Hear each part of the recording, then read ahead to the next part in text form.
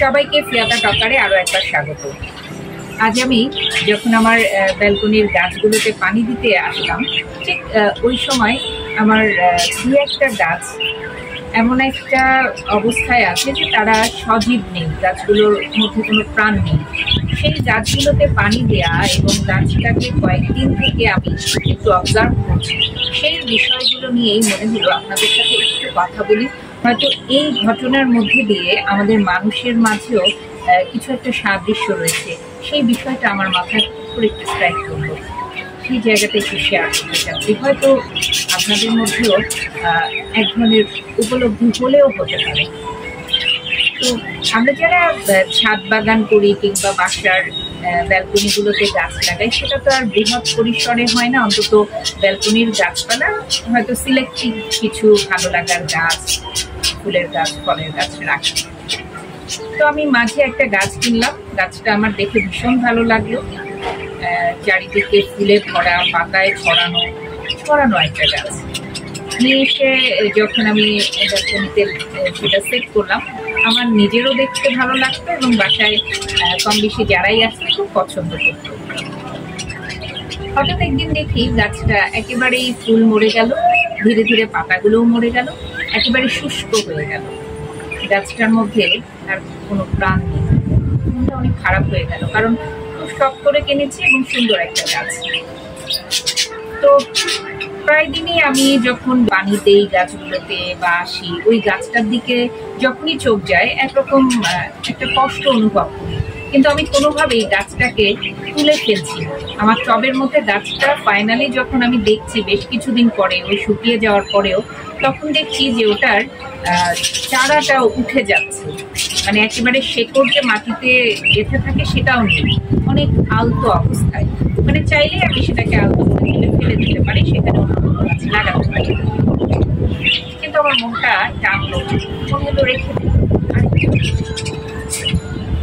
এই আর একটু দেখা থেকে গাছটা দেখছি, রাখছি, একটু করে পানি দিচ্ছি। গাছেরও কিছু যত্ন আছে, সার ছাড়াও আরো কিছু দিতে হয়। চা পাতার লিকারের পানিটা আমি ঠান্ডা করে সেটা দিচ্ছি। হঠাৎ করে কোনো একদিন দেখলাম সেই মরা গাছের ভেতর থেকে সবুজ একটা দুইটা করে পাতা পড়েছে। মানে আমার সেই সময়ের যে অনুভূতি, সেই সময়ের যে ভালো লাগা, এটা আসলে আমি বলে বোঝাতে পারবো না। যারা গাছ ভালোবাসে, যারা গাছ পছন্দ করে, তারা হয়তো বুঝতে পারবেন এটার ভালো লাগাটা কিরকম।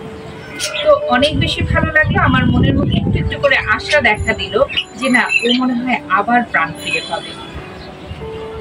এই জায়গা থেকে আমি খুব আশাবাদী হয়ে উঠলাম এবং গাছটির যেভাবেই যত্ন নিচ্ছিলাম ওইভাবেই নিতে নিতে দেখলাম একটা দুইটা না, পাতার সংখ্যা, কচি পাতা এবং সবুজ প্রাণ ফিরে পাওয়া পাতার সংখ্যা বেড়ে গেল। একটু খেয়াল করে দেখেন, এই গাছ যে প্রাণ হারিয়ে যাওয়া গাছ, এটার মধ্যে যেভাবে প্রাণটা ফিরে আসলো, মানুষের ক্ষেত্রেও কিন্তু ঠিক তাই। আমরা মানুষরা যে সম্পর্কগুলো নষ্ট করে ফেলি, সেই সম্পর্কের যদি একটু যত্ন করি, একটু ভালোবাসা দিই, একটু আগলে রাখি, সম্পর্কগুলো কিন্তু আবার জোড়া লাগে, আবার মজবুত হয়ে ওঠে।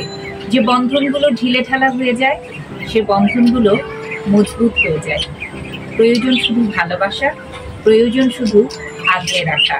এই মরে যাওয়া গাছের বা প্রাণ হারিয়ে যাওয়া গাছের সাথে অনেকটাই সম্পর্কিত হারিয়ে যাওয়ার সম্পর্কগুলো, ভুল বোঝাবুঝির সম্পর্কগুলো।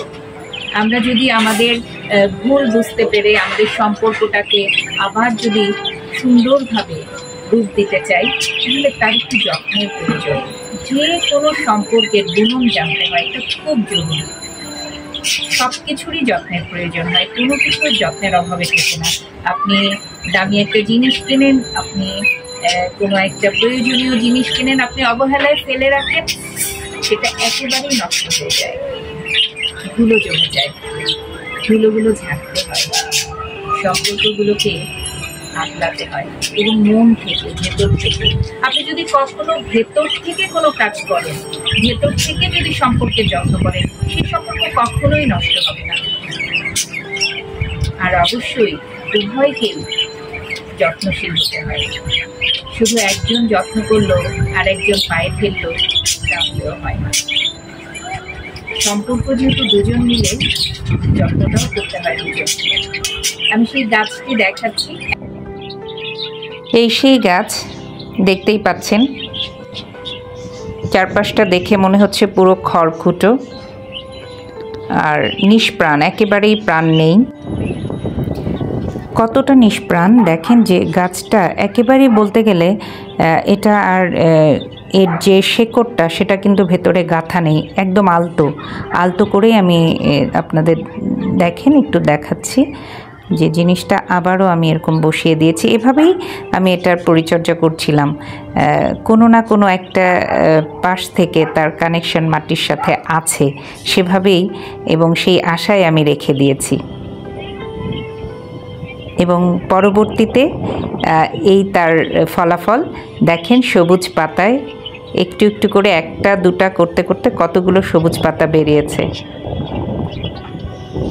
তখনই মনে হলো যে আসলে একেবারে যত্নে সব কিছুই ফেরে, সেটা গাছ বলেন, সম্পর্ক বলেন, অসুস্থ মানুষ সুস্থ হয়ে ফেরা, সব কিছুর সাথে একটা দারুণ মিল আছে। এই সবুজটা দেখে মনটা এমন খুশি হয়, এই খুশি আসলে অনেক কিছুতেই হওয়া যায় না। ভীষণ ভালো লাগা কাজ করে। এবং আমি আশা করছি গাছটা আমি যে অবস্থায় কিনেছিলাম ওরকম ভাবেই সে আবার ফুল ফোটাবে। আমরা মানুষরাও আমাদের সম্পর্কগুলো সুন্দর রাখি। কেন এত হানাহানি, কেন এত বিদ্বেষ, কেন এত মান অভিমান, কেন এত ক্ষোভ, রাগ, জিদ, সবগুলো সম্পর্কগুলোকে সুন্দর করার চেষ্টা করি। ভালো থাকবেন সবাই। আবারও নতুন কোনো বিষয় নিয়ে খুব দ্রুত ফিরে আসবো। চোখ রাখবেন প্রিয়াতা টকারে।